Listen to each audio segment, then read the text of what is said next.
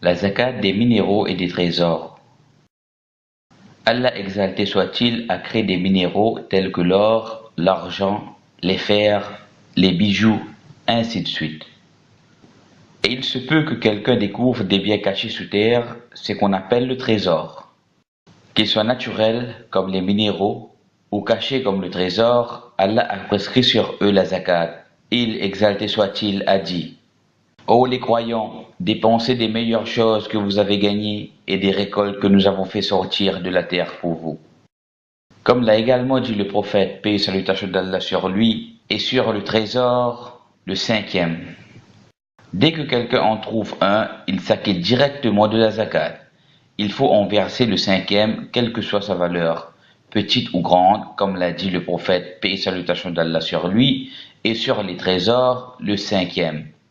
La zakat des deux monnaies. Il s'agit de l'or et de l'argent, ou de ce qui les remplace comme les billets de banque utilisés de nos jours. Et les savants l'ont mis clair de cette obligation. À ceux qui terrorisent l'or et l'argent et ne les dépensent pas dans le sentier d'Allah, annonce-leur un châtiment douloureux. Et comme l'a dit le prophète, paix et salutations d'Allah sur lui, il n'y a pas un individu qui possède de l'or ou de l'argent et qui ne s'acquitte pas de la zakat, sans que lorsque viendra le jour de la résurrection, on en fasse des plaques de feu qui seront placées en enfer. Et ses flancs en seront brûlés, de même que son front et son dos. À chaque fois qu'elles se refroidiront, elles seront rebrûlées, et ceci durant un jour qui équivaut à 50 000 ans, le temps que tous les gens soient jugés. Ensuite on décidera de sa destination, soit au paradis, soit en enfer. Et le consensus des savants sur l'obligation de la zakat sur l'or et l'argent. Les juristes sont d'avis que l'argent monétaire a la même loi que l'or et l'argent car elle les remplace dans les transactions, et cela sous certaines conditions.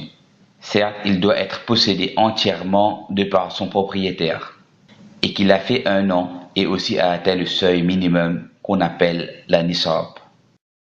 Et le montant, c'est ce que les savants ont dit concernant l'or, 20 dinars, 85 grammes, car le dinar en or équivaut à 4,25 grammes. Quant à l'argent, le seuil minimum est de 200 dirhams, 595 grammes, car un dirham en argent est de 2,975 grammes.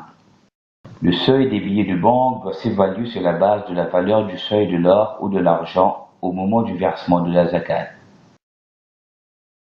Même si c'est basé sur l'or ou sur l'argent, et la zakat est d'un quart du dixième qui équivaut à 2,5%.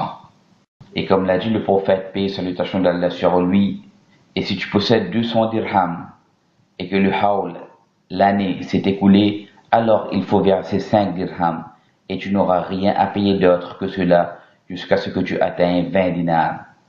Et si tu possèdes 20 dinars et que le hawl, l'année, s'est écoulée, il faut alors sortir un demi-dinar et tout ce qui dépasse cela sera calculé proportionnellement à cela. Quand une personne possède l'or ou l'argent, mais les deux n'atteignent point le seuil minimum, l'opinion prédominante est qu'il n'y a pas de zakat, car on ne mélange pas les deux. Ils sont deux types différents et il n'y a point de preuve sur cette action.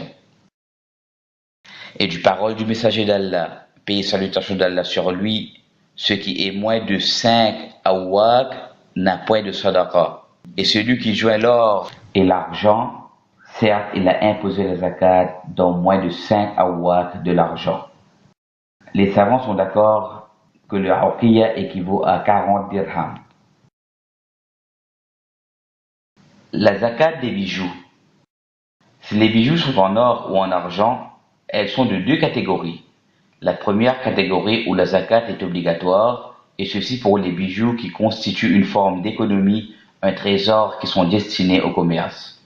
Quant à la deuxième, qui sont les bijoux personnels qu'on utilise, beaucoup de savants ne considèrent pas leur zakat obligatoire, car il ne s'agit pas d'un bien qui est destiné à l'augmentation des biens, mais plutôt d'un bien personnel qu'on utilise et dont on tire profit, au même titre que les habits et les meubles. De plus, cela fait partie des choses dont la femme a besoin pour elle et pour s'embellir. Ainsi, il faut que dès le début, l'argent soit destiné à l'augmentation pour qu'il soit sujet à la zakat. L'on retiendra toutefois que la prudence veut que son acquittement soit réalisé pour les bijoux destinés à une utilisation classique et à l'embellissement. En effet, une femme s'est rendue chez le prophète, paix et salutations d'Allah sur lui, accompagnée de sa fille, qui avait dans ses mains 2 épais bracelets en or. Le prophète, paix et salutations d'Allah sur lui, demanda: verses-tu le zakat sur ceci? Elle dit: non. Il, paix et salutations d'Allah sur lui, a dit: aimerais-tu qu'Allah t'échange contre eux 2 bracelets en feu? Elle les enleva aussitôt et les donna au prophète, paix et salutations d'Allah sur lui, puis elle lui dit: ils sont pour Allah, exalté soit-il, et pour son messager, paix et salutations d'Allah sur lui. Mais si les bijoux ne sont ni en or ni en argent, et sont faits d'autres matières telles que le diamant, le rubis, les perles, ainsi de suite, la zakat n'est pas obligatoire, quelle que soit la valeur, sauf pour ceux destinés au commerce, puisqu'ils seront alors considérés comme une marchandise.